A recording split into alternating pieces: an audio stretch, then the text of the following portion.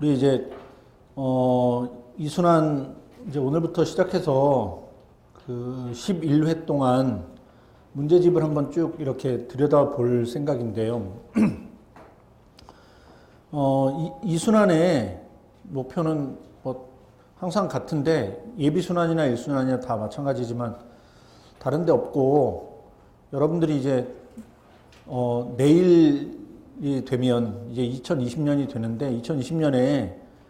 6월 달에 여러분들이 이제 답안지를 만들어야 되고, 시험장에서 시험을 봐야 되고, 시험장에서 시험을 볼 때 여러분이 열심히 노력해서 공부 많이 하고 준비 잘하고 이런 것도 되게 중요하지만, 이제 궁극적으로는 답안지를 잘 만들어야 되고, 그것도 채점자들한테 설득력 있는 답안을 만들어야 되니까 다른 목표 없고요. 어떻게 하면 우리가 11회라는 시간을 잘 활용해서 1순환 때랑 예비순환 때 배운 걸 잘 한번 응용해 보면서 문제를 풀어서 문제 푸는 능력을 키울까, 여기에 이제 초점을 두고 강의를 할 생각이고요. 그래서 계속 우리는 11회 내내 문제를 풀 건데, 문제가 정치학 도구의 한 14문제가 되고, 사상의 25개, 국제정치 37개, 정치경제론 조금 늘려놨는데, 정치경제론 20개, 민주주의 20개, 그 다음에 제도정치도 요번 책은 좀 많이 늘렸는데 38문제 정도 되거든요. 그래서 한 150개 정도 되는 문제를 열 하루 동안 풀어야 돼서 좀 진도를 바트게 나가야 되고요. 150문제가 의미 있으니까 다 제가 책에 넣겠지만, 그 중에 내년 시험에 조금 더 중요하게 볼 게 있고, 그 다음에 이런 이슈가 있다라는 걸 그냥 스킵하면서 넘어갈 이슈가 있으니까 이제 경중을 가려가면서 문제풀이를 좀 하도록 하고요. 그래서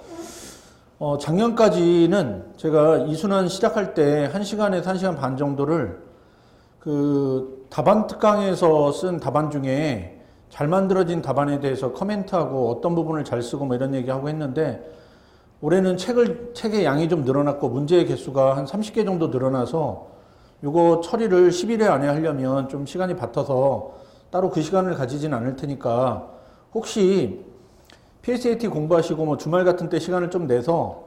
다른 사람들이 정치학 답안이나 국제정치 답안을 어떻게 잘 만들었는지 보고 싶으시면, 제가 매 순환마다 맨 첫 번째 시간에 답안지 모범 답안 가지고 코멘트를 해드리거든요. 1시간 정도 해드리니까 올해 강의도 그렇고 2019년 강의도 그렇고 2018년 강의도 그렇고 순환 강의마다 가시면 다 다른 답안으로 어떻게 코멘트 했는지 1시간 반 정도 들을 수 있으니까, 혹시 여력이 되시면 1차 시험 보실 동안에 짬짬이 좀 들어보시고, 그 다음에 집중력이 좀 떨어질 것 같다, 지금 정보가 1차 시험 때문에 정보가 너무 많아서 그것까지 할 여력이 안 되면 1차 끝나고 2차 이제 수업 들어가기 전에 한 3, 4일 시간이 있으니까 그때 몇 개만 잡아가지고 몇 개 수업 해가지고 어떻게 잘 썼는지 보시고 본인들의 전략을 좀 한번 구비해 보면 좋을 테니까, 이번 시간에는 하지 않겠지만 기존에 있던 다른 강의들의 그 모범 답안과 코멘트 많이 해놨으니까 그건 좀 참고해서 보도록 하시고요. 이번 수업에서는 여러분이 딱 이제 세 가지에 집중해서 공부하시면 되겠는데, 하나는 답안지 만들 때 아주 많은 사람들이 일단 질문 받으면 거기에 객관식처럼 답을 정확하게 찍어서 딱 얘기해야 된다고 생각하고 글을 써요. 그럼 경제학은 그렇게 하는 게 맞는데, 정치학은 그 도구를 아느냐 모르느냐가 문제가 아니고 그걸 가지고 내가 세상을 설명하느냐가 중요한 거예요. 그러니까 예를 들어서 경제학의 핵시올린 모델이 뭐야 이렇게 질문하면 핵시올린 모델이 뭐야 계산해봐, 그럼 계산하면 되겠지만, 정치학의 모델은 정치학 모델이 뭐야 라고 질문하지 않고 그 모델을 갖고 어떤 현상을 설명할 수 있는지 설명해 보고, 설명력이 높은지 아니면 높지 않은지를 평가한 다음에 그걸 대안으로 혹은 보완할 만한 게 있으면 그걸로 이야기를 만들어 가야 되니까, 그냥 우리가 객관식 시험 보듯이 이렇게 찝어가지고 어떤 개념 이렇게 해서는 안 되니까, 맨 처음에 글이 되게끔 하려면 당신이 던진 질문이 뭐고 나도 그거에 공감해 하는 걸 정확하게 서론에 구성해야 되고, 당신이 던진 질문에 난 이게 결론이야 라고 결론을 만들어야 돼. 그래서 세 가지에 집중할 건데, 글 쓰는 거에 첫 번째는 서론하고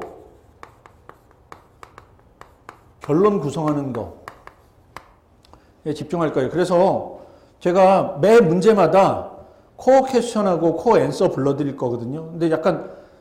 귀찮겠지만 적어보시고, 코어 퀘스천이 여러분이 이런 문제 풀 때 맨 앞에 서론 쓰고 배경 설명하고 맨 마지막 문장에 난 이런 식으로 질문을 던질 거야, 여기로 질문을 좁힐 거야 라고 쓸 거니까, 코어 퀘스천 불러드릴 거니까 불러드릴 때 제가 순서를 어떻게 할 거냐, 문제를 한번 보고 전체적으로 코어 퀘스천이 뭐고 코어 앤서가 뭔지 불러드린 다음에 그 다음에 설명해 드릴 거거든요. 그러니까 여러분들도 코어 퀘스천 적을 때 그냥 따라서 적지만 마시고 시간을 최대한 아껴야 되니까, 그럼 이런 문제에서 제일 중요한 질문이 뭔지 생각해 보시고 그 질문에 제가 앤서 불러드릴 건데 그것도 따라 적어 보시고, 만약에 여러분 답안이 결론이 저하고 좀 다르면 코어 앤서는 제가 불러드린 건 적어 놓고 나중에 이 문제를 만약에 푼다면 여러분은 어떤 식으로 한 문장으로 결론 낼 건지를 항상 훈련하셔야 돼요. 그리고 코어 퀘스천하고 코어 앤서는 한 문장 한 문장씩 불러드릴 건데, 그거는 여러분이 혹시 시험장에서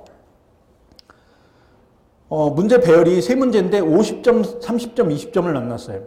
50점은 첫 번째 문제니까 되게 잘 써야 되고, 그때는 서론을 아주 잘 챙겨가지고 잘 만들어주면 글 전체 인상이 다 좋아져. 그러니까 그렇게 잘 만들면 전체 세 문제의 그레이드가 70%대 그레이드가 될 건지 60%대 그레이드가 될 건지가 정해지니까, 그거는 서론을 공들여 써야 되는데, 그렇게 해갖고 50점짜리 한 문제 풀고 나면 아마 1시간 한 20분 정도 지날 거거든요. 40분 정도 남을 거예요. 그러면 되게 잘하는 거예요.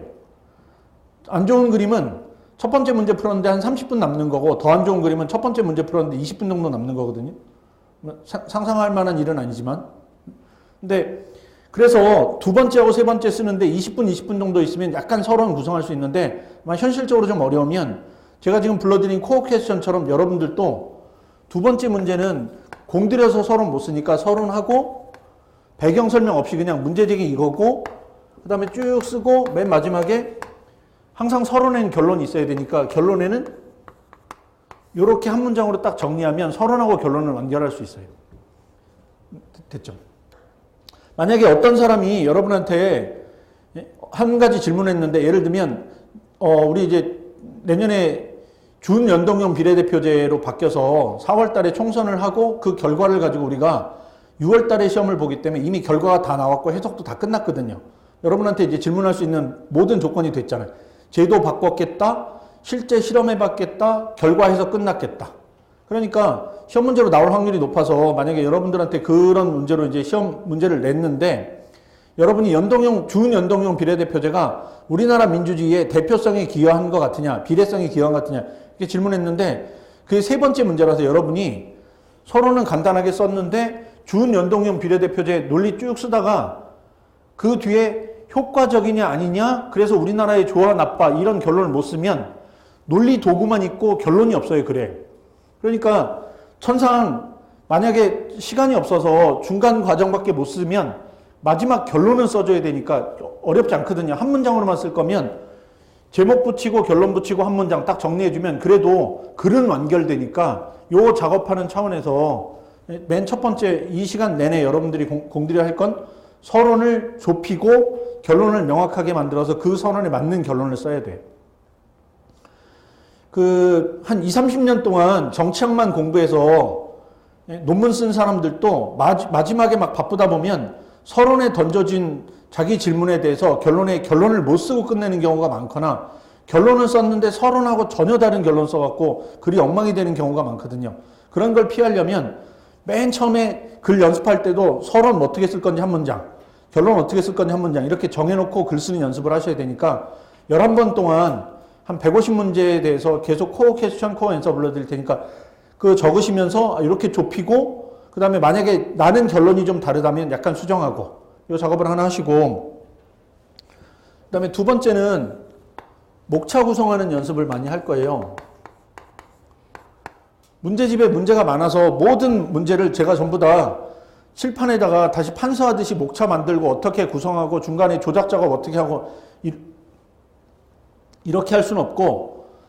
이제 간단히 정보만 전달하는 문제 있고 목차를 만들어서 세세하게 풀어가야 되는 문제들을 하고 내년 시험에 아무리 봐도 유력한 문제라 꼼꼼하게 좀 다뤄야겠다는 문제들이 있을 테니까 그런 문제는 목차를 풀어갈 거고 그렇지 않은 문제는 간단히 스킵할 거거든요.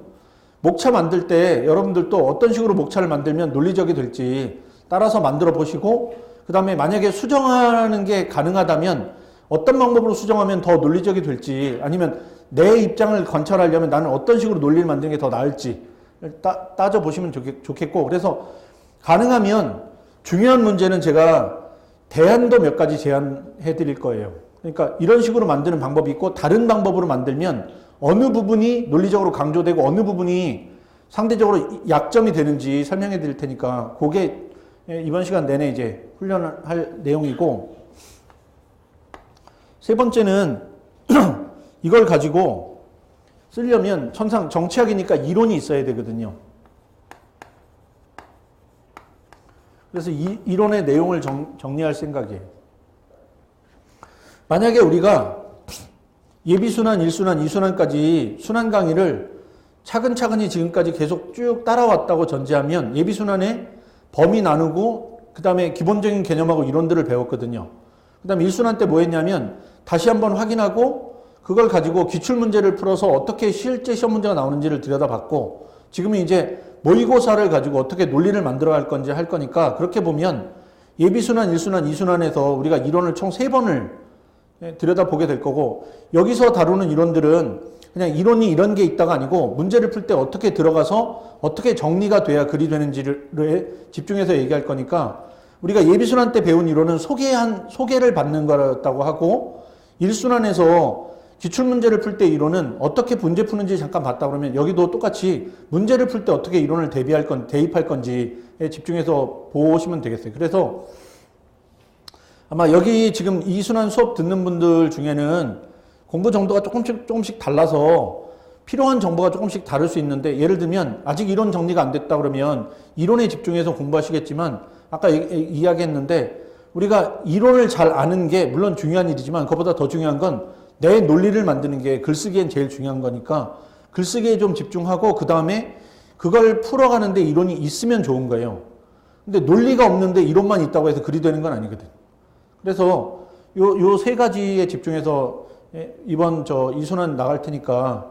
그렇게 참고하시고 그 다음에 여러분들도 거기에 맞춰가지고 혹시 복습할 여력이 된다고 하면 이 전체 문제를 한번 훑어보고 어떤 논리로 만들고 목차를 어떻게 구성할 건지 한번 리마인드 해보시고 쓰기는 어려우니까 그냥 덮고 리마인드해서 어떻게 만들 건지 한번 따져보시고 그 다음에 어떤 이론에 어느 정도 수준까지 설명을 해야 이게 이론적 글쓰기가 되는지에 대해서 한번 따져보시고 이 작업을 하시면 이론 정리도 한번 해볼 거고 그 다음에 목차 만들면서 논리 구성하는 훈련도 한 150개 정도 되는 주제 하면 아마 내년 시험에 못해도 2개 정도는 시험 문제에서 풀 수는 있을 테니까 그걸 목표로 해서 한번 좀 열심히 달려보도록 하고요.